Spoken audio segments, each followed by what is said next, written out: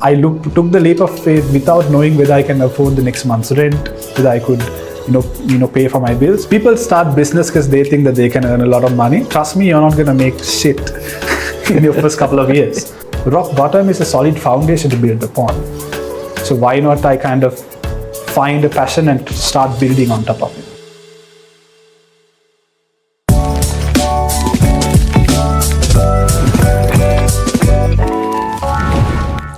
Welcome to GEPic Journeys Season 2 Part 2.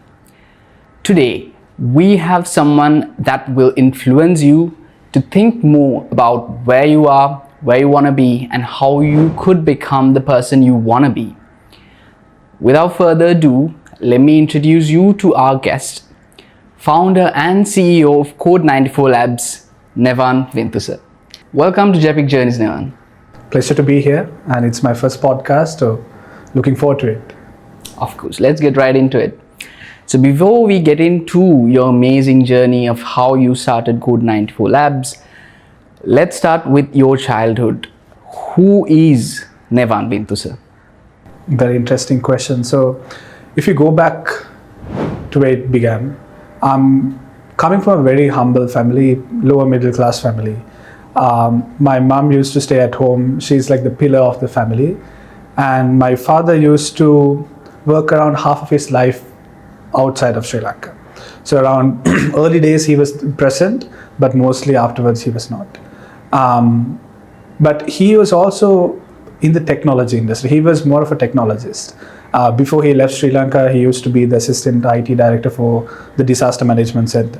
So I think when he was in IT, I got exposed to what technology can do, how IT is progressing from a very early stage.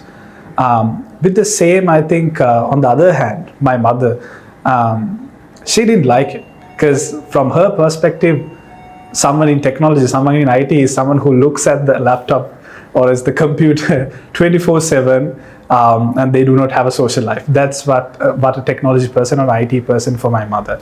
So even though my father was in technology and my family as a whole role was more inclined to technology, I didn't even have a computer or laptop till I was, 17, right? So I was not exposed to technology. I was not personally exposed to technology, even though my background was. And also in the early stages, something that I noticed about myself is that I didn't like how things were conventionally done. Like for example, the simplest thing as toys back in the day. If I have a toy, what I would do is the first thing, play with it, break it apart, combine with something else, create something new. Same like if there's something electronic laying around in the house, I would take it, break it apart, put it together, create something new. So even though I was doing that more of into electronics, very early days, I actually wanted to be a doctor first. And I later on understood that that was not for me. So like I'm telling you different points, but I'll put the picture together down the line, right? So school, I was fairly okay. I was not the brightest student. Of course, I was good at maths and science for some reason. And then later on when O-level finished, which I barely survived, I wanted to be a software engineer. I didn't have the even slightest idea to be a businessman or start a business, start a startup. I had no clue. That was not something I even planned for. I wanted to be a software engineer first. Hence, I actually started doing A-level maths. And that is when I actually joined Mahanama. That is how I got to know you as well. So during that period of, I think, doing mathematics, that is when I think I understood, because I started with maths, physics, chemistry, right? It took me one whole year to understand that chemistry was not my thing. Imagine you are an A-level student, you are doing maths, physics, chemistry, and you took 1 year to figure out chemistry was not your thing. And I was actually pretty lost. And during that period, I was figuring out what should I do next, right? And that is when I actually came across IT as a different subject option that I can do. And that is how I actually got my venture into like IT, actually hands-on practicing like ICT, coding, programming, all of that, right? And while all this is happening, I also started Interact. So the whole point of me joining to a public school was I wanted to kind of experience what Interact is. Like some context before that, I was really like not comfortable with English by that time. I was not the most interactive person out there. I was not a person who had a big network because I'm coming from a very humble family. So Interact allowed me to get exposed to different type of people from different scales. Be in an environment where making mistakes was okay. Like for an example, if I couldn't speak English properly, that was totally fine. It was accepted. Get exposed to what the society offers, like different programs, what you can actually do out there. So that opened my eye a lot. And then again, going back to the point of my A-level studies, right? So that is when I chose to do IT, and that is the point I actually met the person who made the biggest impact in my life, which is my IT teacher back then, which is Teran Subasinghe. So he helped me cover 2 years of IT A-level syllabus in 1 year. It was partly because of his way of teaching, and also I fell in love with the subject. I think that is where I think everything kind of started. Fell in love with the subject. I got access to a 8 years old broken laptop to kind of play around with. And that my thinking of, or as my trait of not liking how things conventionally done, that is when I looked into what's actually not properly done in the society or as everything around me. I tried to find problems that I could solve with technology. It can be education, it can be anything that I was able to find as a problem. I was able to, or as I pushed myself to self-learn and solve it, right? Yeah. And during that period, when I started self-learning around technology, that's when COVID hit, right? And I mean, that is the most interesting part of my life, because suddenly, yes, you are learning about technology, you are learning about IT, you are implementing few, passion projects, I would say. Suddenly school stopped, no classes, nothing, everything went to zero. So I think lost a little bit in terms of, I would say like I fell into a kind of a rock bottom situation by that time, because I was not the best performing, I would say, student as well. So like no access to education, nothing, I would say no vision, no passion to do anything by that time. But something that I figured out very early on, so that is when I was like, I think almost end of 18, 19 years old, I shifted my mind saying, hey, like rock bottom is a solid foundation to build upon. So why not I kind of find a passion and start building on top of it. So I took all those learnings from breaking things, building something new, finding problems to solve, learning things out of the conventional. As I said, I'm not a person who likes the conventional way. Look into the things that the syllabus didn't taught me. And I started self-learning a lot. I think that is kind of the entry towards me gaining a lot of skills, and then that eventually led into starting my business. It's quite interesting how the little Newan wanted to be a doctor at one point. And then you pivoted your way into finding yourself hitting rock bottom. Yeah. And then sort of taking those necessary steps to become where you want to be, right? So one interesting fact about you is, one impressive fact, I should say, is that you started your own company at the age of 19. Yeah. Tell us how you got there. Tell us sort of how you came into that mindset, how it didn't because usually when you're 19, 18, you think of, okay, I should get a job. Yeah. I should not do anything on my own. I should get experience first. Yeah. How did you come into that position? How did you set your mind to achieve that? Okay. Tell us a bit about it. Yeah, sure.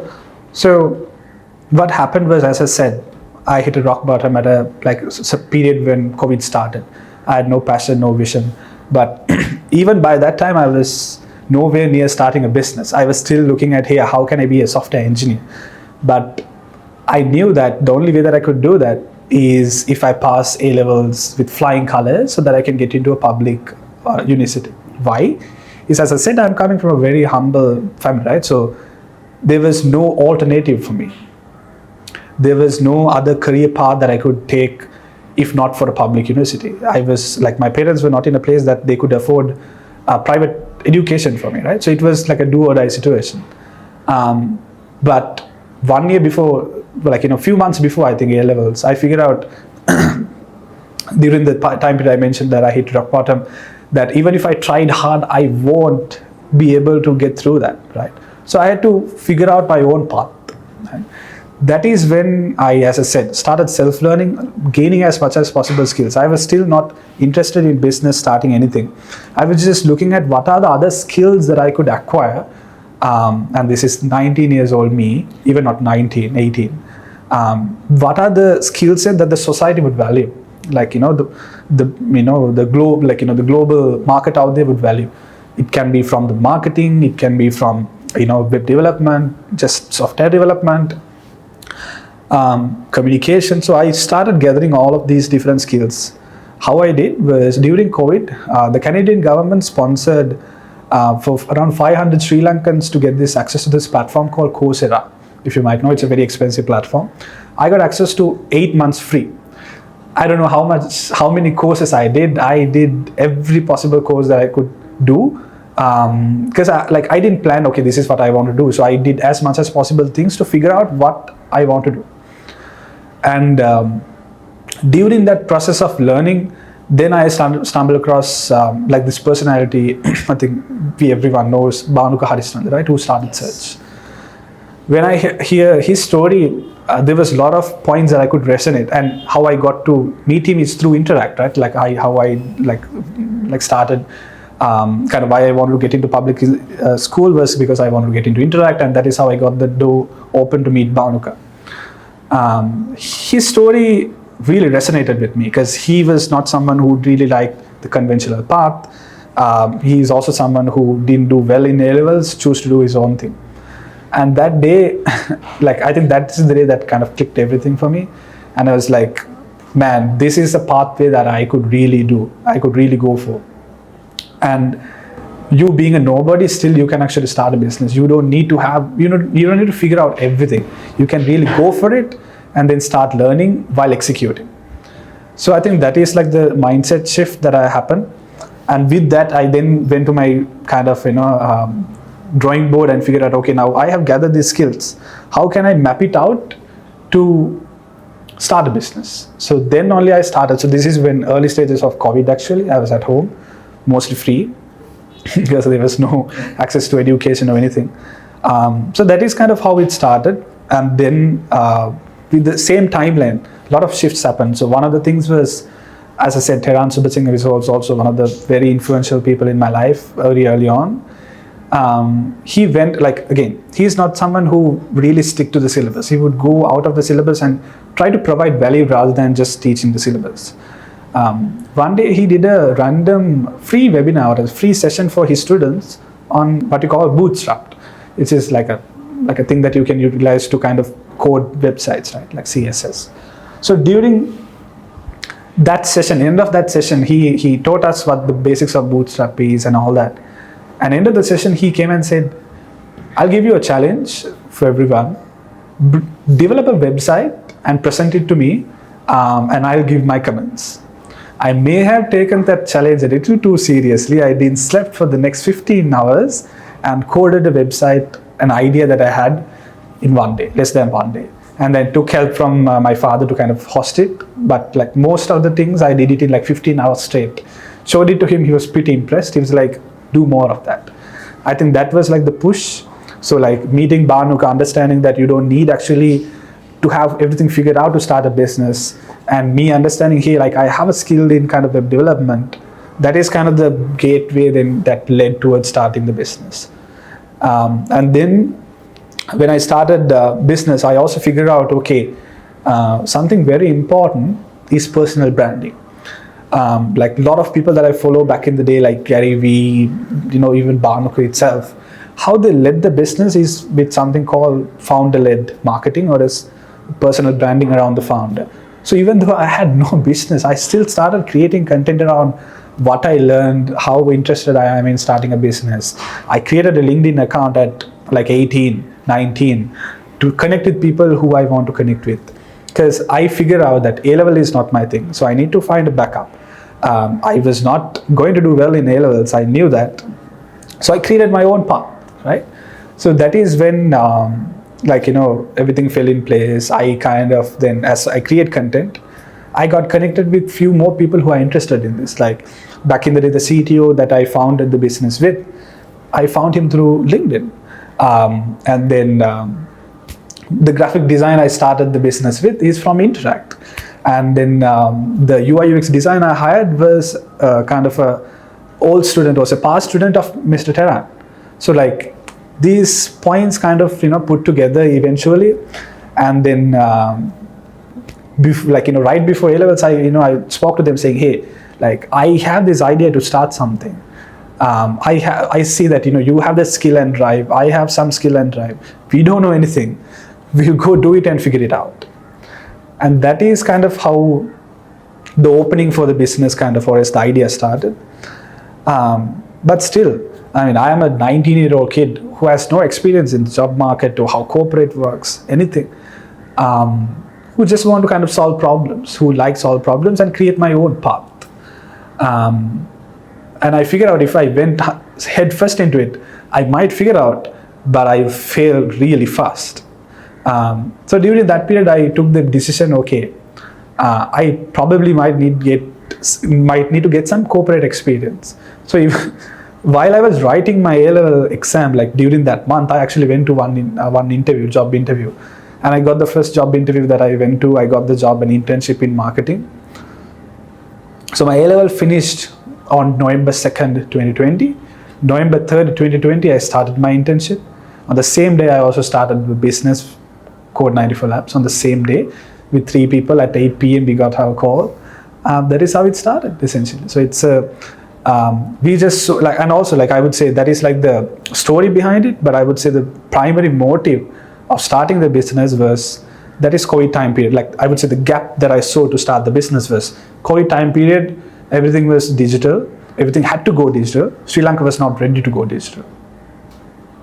So I saw the gap between, okay, globally everyone is digital, but Sri Lanka is not ready to go digital. How can we bridge that gap? That is like, I would say, the gap that I saw that I need to fill.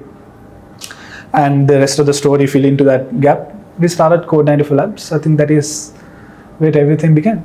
I think that's where all entrepreneurs sort of start out, right? Like filling in a gap, finding a solution to a problem, and you've already done massive things with it. So if you're enjoying the podcast so far, make sure to like, subscribe, and comment your favorite moment from today's episode. My next question, Newan. So our CEO at GEPic, Mr. Denham Pereira, in the first episode of GEPic Journeys, he mentioned that it's important that you learn how the corporate works and how a job works and how you can discipline yourself to become a better version of it, and then pivot towards what your passion is, then continue. But what you're saying is quite different to that concept. Tell us how important it is to take that risk and how you see this statement. And do you think it's good to have that sort of experience before starting your own thing? Or do you tell someone to sort of push themselves and start their own thing from the get-go? Or do you think it differs from person to person? I would say I agree to an extent. Like for an example, as I said, because I did the internship in marketing, that helped me understand what I should not do when I'm building a business, right? You don't know what you don't know, right? So when you're getting exposed to like the corporate world, you might see the gaps, how things are done, what are the mistakes that they make, what are the good things that they do. And that will help you avoid many mistakes that you're going to do, right? So like I wish actually like internship I actually didn't complete. Like about 5 months down the line, I had to make the call. Should I go continue the corporate world, or should I continue focusing 100% on my business? I took the latter choice, but reflecting back, I feel if I took a little bit more corporate experience, that would help me avoid a lot of mistakes. Because when you go to a corporate job, people try to people limit themselves into that job, but you don't understand, if you're in a corporate, you are in a pool of resources. You have lot more resources in your hands than you think. So rather than even if you want to start a business while you are in a corporate, try build the network. Try to talk to the finance person and see how finance is done. Try to talk to the HR person and understand how HR is done.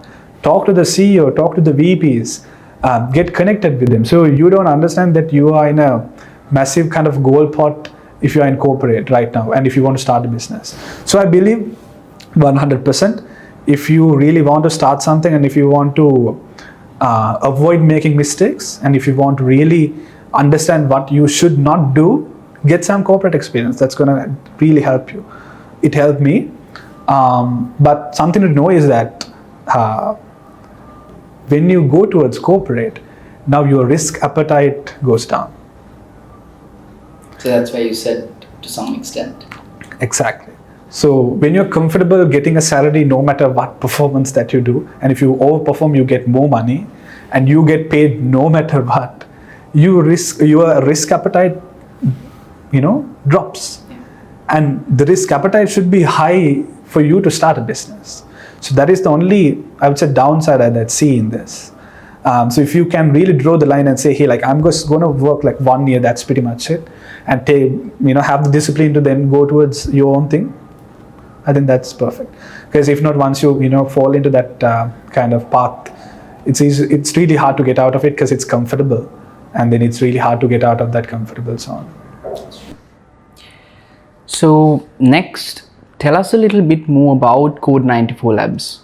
You told us how it came about, how you sort of got together with an old student of Mr. Terran and another colleague of yours from Interact.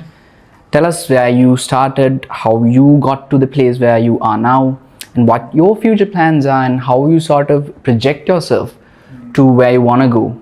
I believe you have massive goals, but let us in. Sure.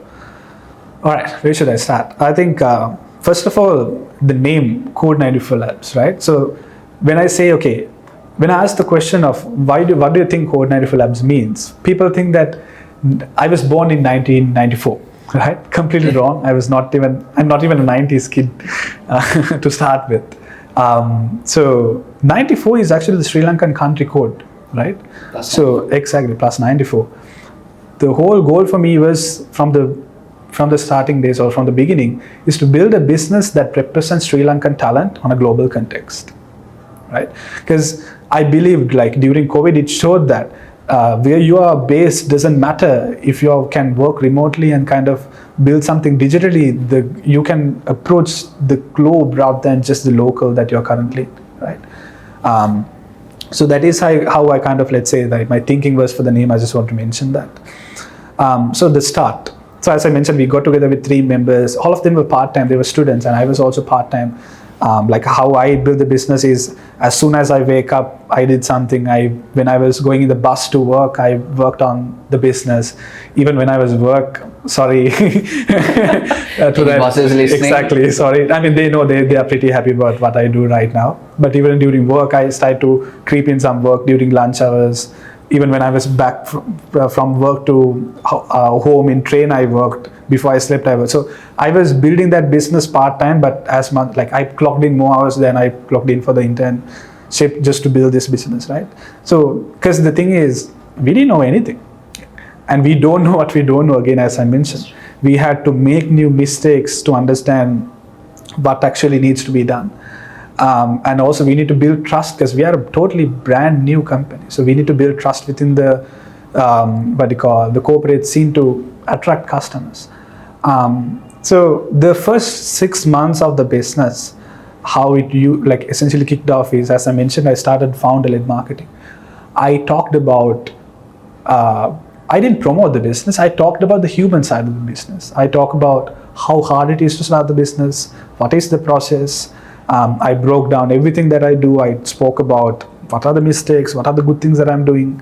I spoke more about what I do. So while doing that, people who have been associated with, interacted with, so okay, this guy is starting something, should help out. And the first set of people, for the first 6 months, as I said, most of my customers are from, as I said, Interact.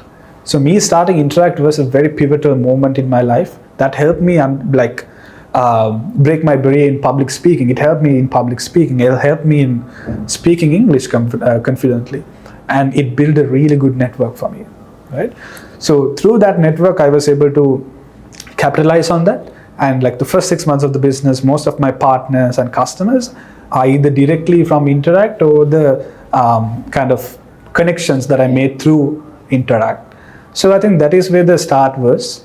It was tough. I mean, we didn't know anything that we did. I'm sorry for the customers who trusted us in the beginning, because we tried our best to do something really good. But I mean, compared to what we do now, it was like really bad work that we did back in the day. But people were ready to give a shot with a young person who's starting out. I mean, that is what's very important. With that, I want to mention something before I move forward, is that a lot of youngsters, like I mean, listeners of this podcast as well, one of the things that they keep them from starting is that they think if you're young, people wouldn't trust you. People wouldn't take you seriously. That's very wrong. Because number one, is companies who are truly forward thinking, they want to work with youngsters because they want to be relevant not now but relevant in 10 years. Very true. They like fresh ideas. I mean, I closed customers like Hemas and different like corporates that I can't name right now when I was 21. Why do you think a corporate giant trusts like a 21-year-old kid, right? So because they trust that, okay, so they want to be relevant not now, they want to be relevant for the future. They want fresh ideas in the table. So trust me, even though you're young, the right person will trust you and kind of give you work. So I would say go for it, right? I think, and that is a norm that I don't believe personally because I experienced it, right? So coming back into kind of the point, right? The kind of the story. So 5 months went by. I had to make a call. Okay, should I continue corporate or should I continue startup? Took the leap of faith, gave my resignation, and went full on business. And mind, by this time, even by this time, I in the sense, I didn't had a fallback from my parents. I was living in their house, but anything that I want to do, I had to earn my way. Because as I said, coming from a very humble family, I did not had access to capital or access to anything from my end, right? So it's a totally different ball game. If I want to do something, if I want to go out with friends, even if I'm 19 or 20, I had to earn my way through that. So like, you know, as soon as I come out of the internship again, my promised income is gone, right? So I had to work my way through. And the CEO, the founder gets paid last, right? So I think the team back in the day, the founding team was really helpful. They would even work if I didn't pay them, but fortunately I was able to pay them even small amounts from the start itself. And they stick through. I mean, while even doing the university, or like, you know, while they were sometimes schooling, they still clock in hours, still ensure that we kind of deliver to our customers. I think that base foundation that we laid out with that founding team really helped us kind of, you know, take it from there. And when that was going on, I mean, like, even though I learned about coding technology and all that, I'm not a great coder. And I figured out very early on that that is not my skill set and that is not what I want to do. Yeah, like right now I'm running a technology company without knowing how to code, right? So it's very important to understand what you're good at and what you're not good at, and you focus on what you're good at and delegate the rest. So during that period, we knew, okay, what are the services that we want to offer, but we did not have all the resources internally to cater to these different offerings. And when there's a new inquiry that comes through for a service that did not exist, what we would say is, we go say, yes, we can do it. And we figure it out, right? And we find people who could execute that. I think that is kind of how the early days were. And then we slowly figure out, you know, what we should do, what our, you know, our strengths are, hire the people for the things that I don't enjoy doing, and then kind of delegate it to them. But it was hard work. I mean, we were clocking in 20 hours, sometimes 16 hours, working throughout the crisis and all that. But, you know, end of the day, we were able to kind of build a really strong foundation, because I figured out early on when I was building when I was doing my internship, that remote work is possible, because we started during COVID, right? So from day one itself, our company is fully remote. Even still, it's fully remote after 5 years.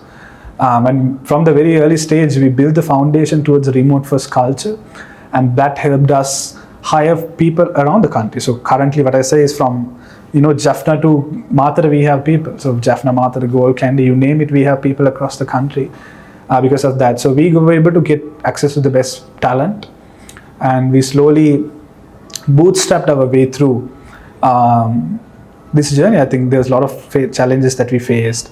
We were mostly in Sri Lanka, and then we expanded to global context. So that is like the end of it. But the beginning, I think that is how things started, I would say. And came about. Yeah.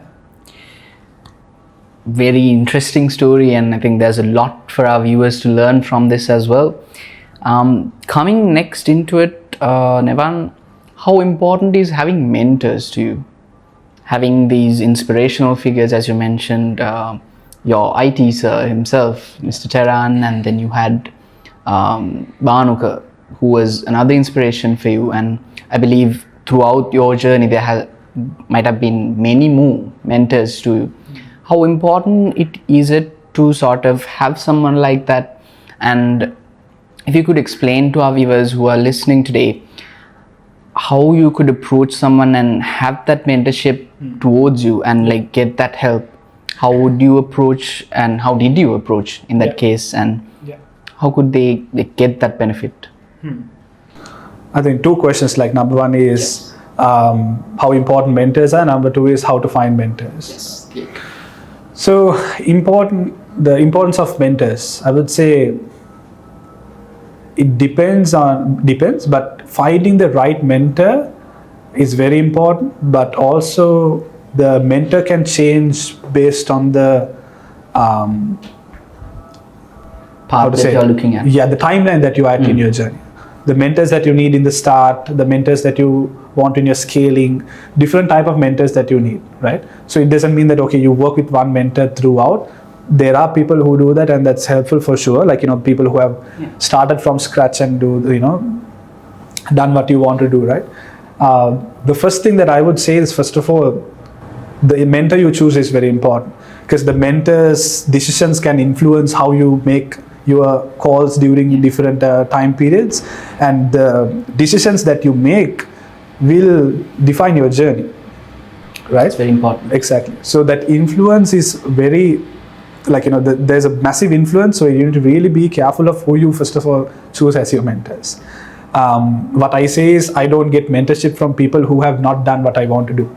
Like, if I want to build $1 billion company, I would speak to someone who has built $1 billion company, not someone who has built $100 million. It's completely two different segments. So first of all, choose the right mentor. It's very important, and see if they're coming for the right reasons also. So anyways, coming back to the point of the mentors that I had, right? I think, again, as I said, when I was laying the foundation of how I should navigate my studies, whether should I, navigate, like whether should I double down on my passion. That is when Mr. Ran was helpful, right? So he has not built, he has technically built a business, but he has not technically built a business. So, so he was helpful in that time period when I was figuring my, shit out. Yeah. And then when I was starting business, that is when kind of Bhanuka kind of helped out to kind of figure things out. I was not personally interacting with him, but looking at, because again, as I said, founder, he was very open when it comes to his marketing. So he talked about the bad and the good, right? And that's the same principle that I follow still to date. So through that, I learned a lot, and eventually I got connected with him, and then he helped me in a few areas. But likewise, I think based on the problem that you're facing, based on the place that you're in your life, it's important to have mentors who can help throughout, and it's very important, I would say. Coming to the second one, which you mentioned, how to find mentors. First of all, forget mentors, start networking. Like, you can find mentors, that is the second part, right? And if you take a funnel, you can find the mentor, but the first thing is you learn how to network, which is, I would say, if you are a founder, the main skill that you need, networking. Like, I give networking most of the credits of what I've done so far to networking, right? So how to start networking, right? First of all, you need to be comfortable with being uncomfortable. You need to put yourself out there. So during that time period of me starting the business, something that I did was find events as much as possible and went and attend to them. It can be not even related. Like sometimes, even before I registered the business, I went to corporate finance event, like people teaching corporate finance. I went to marketing management. I went to even a event that talked about etiquette, the corporate etiquette, right? I have not even started there. Exactly. It doesn't matter. So going to these events get you connected with others. You can see who is active within the industry, corporate, it can be startups, business, anything. You can see the people actively contributing, who are active there, who are willing to help, and kind of see who is out there. Because if you don't get yourself outside the comfort zone, you don't see the people who actually have done the things that you want to do. That is, I would say, the first step, be comfortable with getting uncomfortable and go out there. And networking is a pretty interesting thing, because these people that you want to network with meet hundreds of people every day. Why would they choose you to work with? Why would they put their time on you? So you need to ask that question first. So you need to figure out a way to be different from the other hundreds of people who is reaching out to them. My trick that I always tell people is, I ask the most different kind of questions as much as possible, so that they remember me by the person who asked the most weird question. Right? Could you give us an example? Yeah, exactly. I mean, the first question that I usually go and ask is random person. I would say, hey, nice to meet you. I mean, if I was a conference, I would say, hey, really loved you or this thing. The question I ask is, what is a problem that you're currently passionate about solving? I mean, not everyone asks that question. That's true. So it can be different. Some would say, I really want to do this. My business is doing this. It has this problem. I want to solve this. Some would say, I just had my first daughter. I'm trying to figure out how life with a daughter and with a business, right? It can be anything. I try to remember that, right? Remember that small detail that they mentioned. Build up a conversation afterwards. Ask interesting questions. And when I want to go again and meet with him to refresh his mind, I start with the answer that he gave to the first question. So if he mentioned about, okay, he's a daughter, I would go and say, hey, how is your daughter doing? Did you figure out your, shit through, balancing, being a new father versus company? So he will then figure out, okay, he will unconsciously know that I know him, and then we'll feel a little bit more close. Right? And that you care about what he spoke of. Exactly. So you build that network and that connection first. That is very important, right? And then people are selfish beings, to be honest, right? Everyone is. They like to talk about them. They like to focus on them. So in the initial stages of making a network, make it more about them, ask more questions about them. Don't try to pitch yourself, hey, I do this, can you help me? Don't do that. First of all, make them the priority, make them the prize, and kind of, try to gain as much as knowledge from their end. And when you are the person who asks the interesting questions and make them think, then they get interested about you and they try to remember you. They will remember you, right? Because if you're the person who go and ask, and hey, how to get more clients, how to go to international, that's a question that everyone asks, right? Try to be different. It's about standing out from that crowd. Exactly. And then only they will feel okay, it's worth my time, right? And he is doing something different. I think that is how you should network your way through, first of all. So I think that is how you get known, that you get seen. And then when you talk to them, you understand, okay, what is his journey? Is it somewhat relatable to me?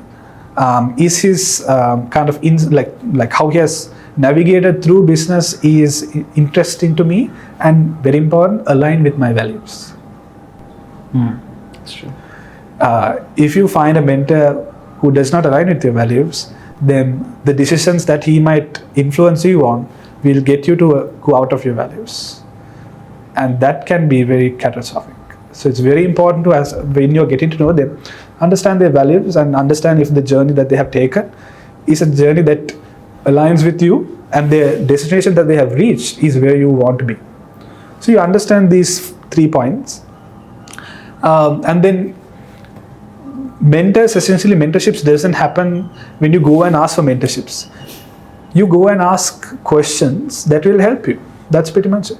Like, no, none of my mentors that I work with, I go to them and say, hey, can you give me a mentorship? Like, that's not the way that you go. You go and ask interesting questions that get them to think, and be an interesting person for them to answer to. And then that's how it goes to. I think mentorship's number one. Then to answer the question, mentorship's very important to have throughout your life, but choose different ones for different in your timeline. And the next thing is be good at finding the right mentor. Very interesting strategy, going in with weird questions. I think this is something that even we should try doing. And again, if this becomes the norm, change your strategy, okay? Because you can't, all of us can't just ask weird questions and it'll become a whole weird fest. So choose wisely, know what you're doing, and get your network solid. So talking about all that, Newan, I'd like to come into a phase about your personality, how you built yourself. So I'd like to know, what sort of principles do you live by? And do you have this mentality of, I should wake up at this hour, you should do this, and then I'm gonna schedule 10 meetings together and I'm gonna be on social media only for this amount of time, and you're restricting yourself? Do you believe in the sort of hustle culture, as we all know? Or are you someone who's sticking to your gut and working your way through? Starting with the last question, it's a mix. Yeah. So hustle culture, yes, but a structured hustle culture, no. So I'm not a person who like say, hey, wake up at 5 p.m., journal for 5 minutes, meditate for 10 minutes, go to the gym. I don't have a structure like that. I take the day as it flows. But I have goals. Like, I write down kind of what I want to achieve within the day. I try to utilize a notebook rather than having a digital version of it. When I write down, it kind of sticks to me. That is kind of how I would say I would approach the day. But going into the first question, principles. I think I confused you a little bit. Apologies. No worries. Principles. Okay. One thing that I believe is, how you do one thing is how you do everything. Right?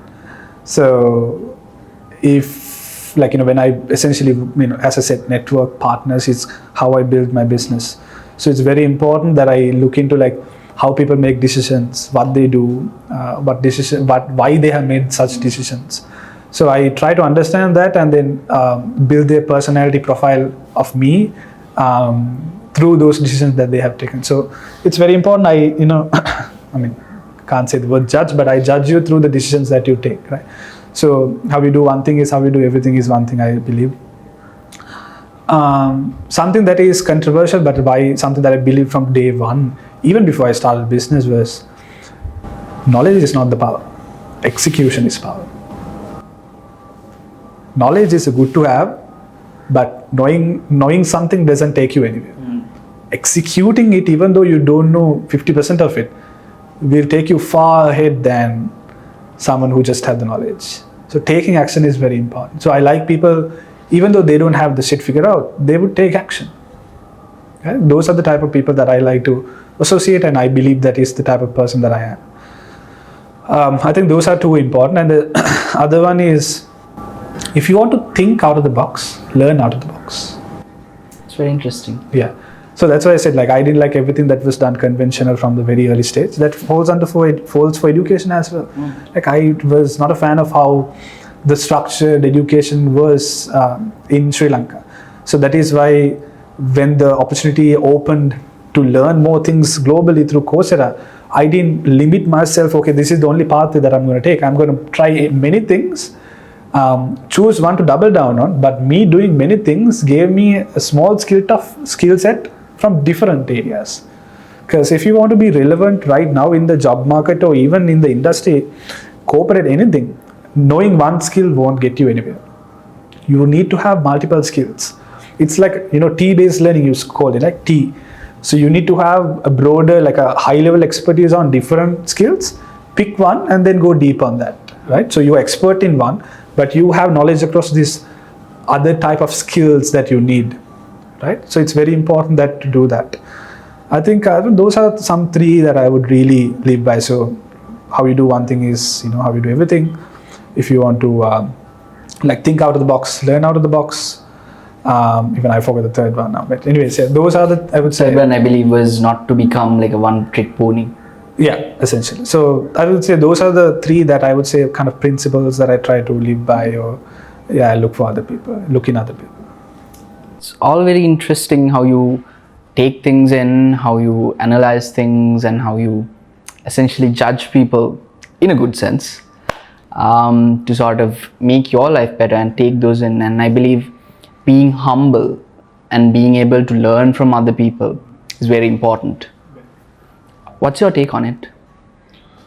How humble should a person be? How how should you see it as?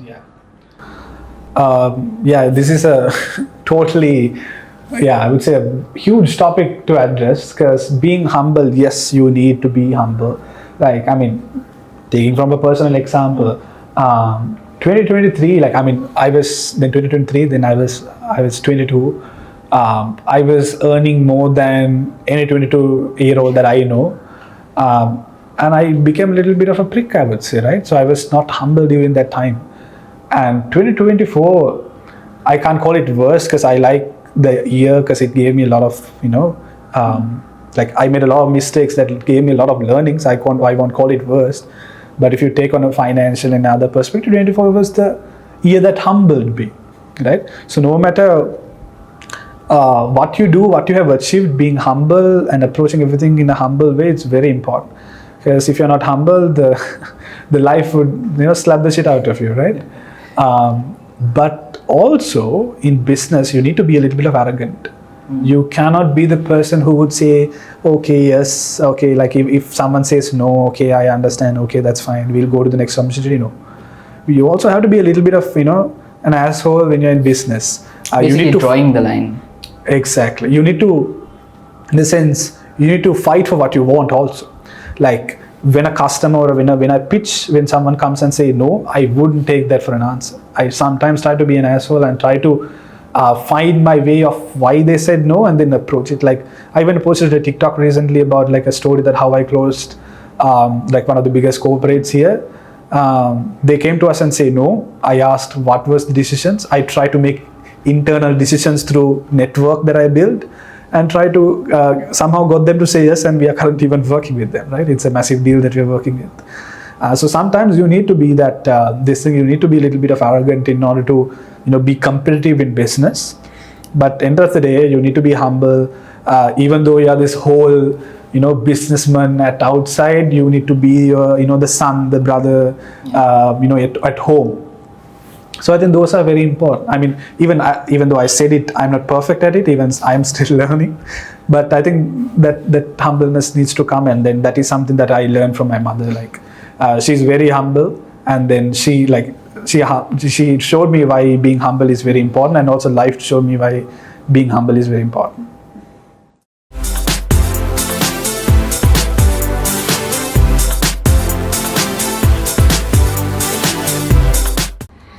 So I have an interesting question, and maybe a weird one, because we're talking about weird questions all day.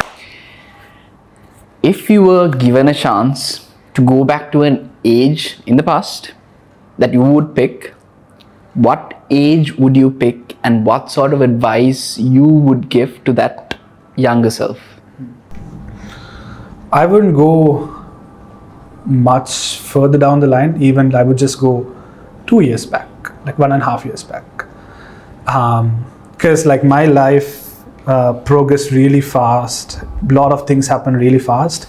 So I believe even the 4 years that I started the business, I feel like I did 10 years. Even though I say I'm 23, 24 now, I live the life of a 30-year-old, right? So just 2 years ago, something very interesting happened.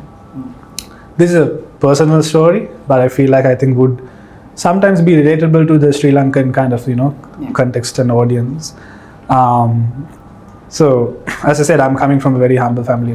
My father was mostly living outside of the country, and during I think around 2 years ago, 2-3 years ago, he came back to Sri Lanka. And I wouldn't say our family situation was the most friendliest. It was not the most healthiest. And that led to a lot of different problems. And me, when I really need to be on my best self when I'm building my business, I couldn't keep my peace within my mind to kind of, properly focus on the business. It was a really tough period. Eventually led me to take the risk of moving out of my parents at 1 month before my 22nd birthday, right? So yeah, I think that is something that is not many, I hope they don't get to go through it, because I took the leap of faith without knowing whether I can afford the next month's rent, whether I could, pay for my bills. But I took my mom and then I moved out of parents. And I became the breadwinner of a family even before I turned 22, right? So that is a very kind of a dark period of my life. But right now, like, doing that was the best thing that happened, right? So I took a bigger risk, and now I don't have any net to fall under. I either have to do it or die, right? So when you are in a situation like that, when you are in the situation, you don't feel the glory, you really feel down. But when you come out of it, you feel like that was the best thing that happened. So if I'm going back to that period of me, like 1 month before I moved out, thinking like, under a lot of pressure, thinking, can I do it? Can I take care of my mother? Can I pay rent? Can I, bring food to the table at 21? I think I just wanted to say that, you got this, just keep going, right? You'll figure it out. My sister helped a lot during that period, for like 100% for sure. But it was mostly that I had to take care of that situation. Because my sister was in Dubai back at that time, like she's living there. I'm in Sri Lanka, so I was facing the situation. So I would say those bad things that happen to you that you think are really negative during that period, that you can't come out of that period, that is the time period that you will grow the most, that you will always come back and say, I'm thankful I had that opportunity to go through that kind of an experience.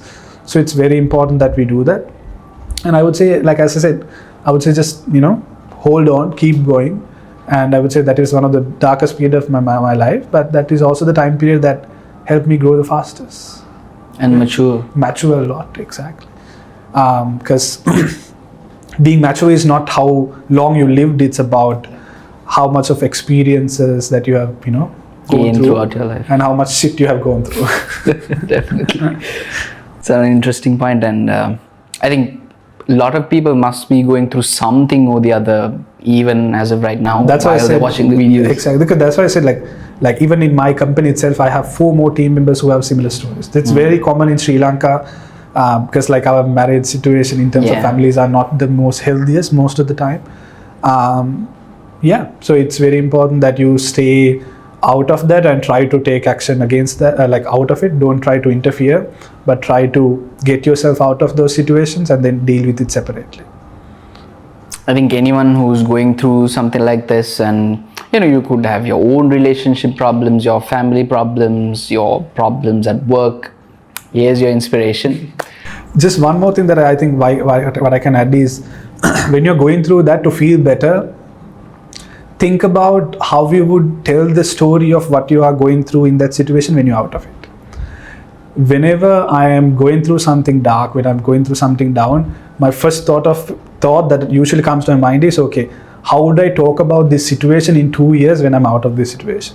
That gives you a little bit sense of kind of pride and joy, saying, first of all, you trick your mind, okay, you are now out of that situation, and looking it in the like a separate perspective. And you feel good because that story is going to make someone motivate and someone inspire. So that is a little bit of a trick to your mind. So that helps you navigate yourself. Exactly. So look at things in a different way. Very interesting. Final, but there's a lot more to talk about, but then again, we have a set time to stick to. But something that I wanted to give to the viewers, one final thing that I want to ask is, if somebody wants to start a business today, right now, what is your advice that you give them, and what sort of changes do they have to make within themselves For an example, I'm a believer of having self-discipline. Yeah. I'm working to my way towards it. Yeah. Things like that. How would you advise someone who's starting out today? So the answer that I give when someone asks this question is don't. And when I say don't, why? People start business because they think that they can earn a lot of money. Trust me, you're not going to make shit in your first couple of years. You are getting paid the last. Any mistake your team member does, you are responsible. It's not only no longer your actions. It's if you employ 30 people, 30 people's actions are yours.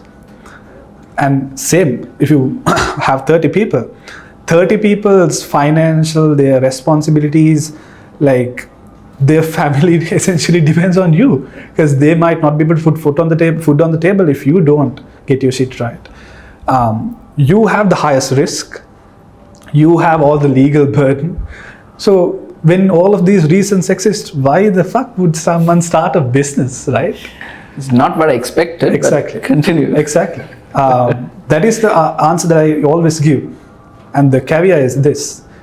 Even after I mentioned this, if someone now got even more motivated to start the business, that's the only person who would survive in business. It's very true. Right. So, like, if you always think about, I mean, in business, other thing is if you try to learn about business, if you try to think, okay, you know, like plan everything in business and then go for business, trust me, you will have more reasons not to start than start. So in business, the first thing is, if you try to plan it a lot, if you try to do the risk analysis of things a lot, then you will find more, let's say, reasons not to do it. So it's a matter of going head first sometimes, like, and prioritizing execution. But I think, like, you know, coming out of that conversation, but I think one thing to do is, if you're starting a business, something that I always say is break the boat, right? What I mean is, business will demand a lot from you. The break the boat story is that, like, you know, let's say there's someone who has a boat, goes to island, he wants to survive there. He wants to start a, let's say, start his life in a new island where no one is there. He has a boat. He goes in the boat, he starts his life in this new island where no one is there, resources are limited, and try to survive. And when things get hard, he always know in the back of his mind that I have this boat, I can go back to land, right? So if things are bad, they would, you know, just use that and go back to the land. And if you go to your island, break that boat, now you don't have anything to fall under. There's no second option B. There's no second choice that you fall back. There's nothing to fall back. It's either you make it work or not, right? Either you swim or you drown. Exactly. So you have to make it work. When you trick your mind to that, when you break the boards, when you break option B, that's why I don't focus on option B. I don't make plan Bs. Plan A, that's it. You make it work. That's it, right? So if you break the boards, like, you know, like what I essentially mean is, if you're in corporate and if you're starting a business, don't try to balance both. Yeah. It's really tough. Business demands a lot from you. And when you have that easy, comfortable option, you wouldn't put 100% of you into the business. You cannot, because you understand there's this comfortable option that you have. So if you break the boat, you will put 100% of the business, and then you will have some chance of winning in business. I can't say yes, you will 100% win. You'll have some chance to win the business. But it's your risk to take. Exactly. Don't take my advice. But you do you. I think that's what matters. Be smart about it. Assess your risks and take the biggest leap you could to go where you want to 100%. Since you mentioned about the risk, I think the people who have the least amount of risk are people in our age. Like, I'm 23, and do we have a family to maintain? Do we have a wife, kids? Do we have like vehicles to maintain? No. So we are not tied to many things, at least, right? So our risk appetite is high. So I always believe when you should start something is when you're young, because your risk appetite is high. There's not a lot of risk around you. And there is an advantage, like starting young is the biggest advantage even I had. yeah, that's important to focus on that also. So, really interesting stories that we've learned today, and what an inspiring man is Newan. So, being, I think, schoolmates from 2018, 2019, and now seeing him in this place is quite a remarkable option. And I'm glad you accepted our invitation today for thanks. GEPic Journeys and came in and shared these amazing stories and inspirations to our whole audience. I believe every one of you that were listening into this whole podcast gained a lot of insights, maybe reflected on themselves as well a lot.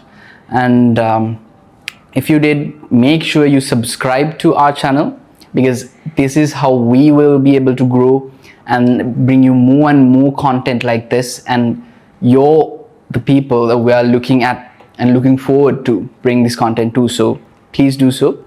And as I mentioned, thank you so much for joining in, Newan, and thank you, viewers, for taking your time and taking in your advice. Anything before we go that you want to mention to our audience to sort of maybe motivate them or to get them inspired? I mean, throughout the podcast or our conversation, there were a lot of things that we discussed. But something that I noticed is that a lot of people just listen to advice, but they don't try to implement and see what would happen, where it would take you. So if you learned anything, as I said, execution is what matters. So go execute, go take the risk, and it will be rewarding. There you go. By the man himself. Catch you on the next one. Hit that subscribe button. We'll see you next week.